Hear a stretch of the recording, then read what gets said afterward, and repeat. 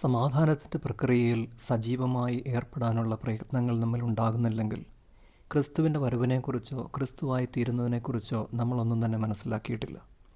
പഴയ വേദനകളെയും കോപത്തെയും മുറുകെ പിടിക്കുന്നത് സമാധാനത്തിനും ജീവനും പ്രവേശിക്കുവാൻ കഴിയാത്തൊരു തടസ്സമായി കടുപ്പമേറിയൊരു കവചം നമുക്ക് മേൽ സൃഷ്ടിക്കുന്നു.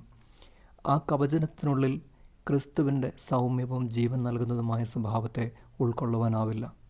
എങ്കിലും ദുഃഖിക്കേണ്ടതായില്ല.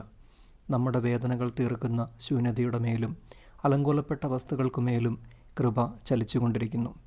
അത് നമ്മെ ആശ്വസിപ്പിക്കുകയും സാന്ത്വനപ്പെടുത്തുകയും ജീവൻ പകരുകയും ചെയ്യും. നിങ്ങളറിയാത്ത സമയം എന്നത് ഇപ്പോഴാണ്. അത് നമ്മെ ആശങ്കപ്പെടുത്തേണ്ടതല്ല. ക്രിസ്തുരൂപം നമ്മിൽ രൂപപ്പെടുവാനുള്ള വളരുവാനുള്ള സാധ്യതയാണത്. ആ സമയമാണിത്. സമാധാനത്തിനായുള്ള ആത്മാർത്ഥമായ ആഗ്രഹവും പരിശ്രമവും നമ്മിലുണ്ടാവട്ടെ. ക്രിസ്തു നമ്മിൽ ജനിക്കട്ടെ.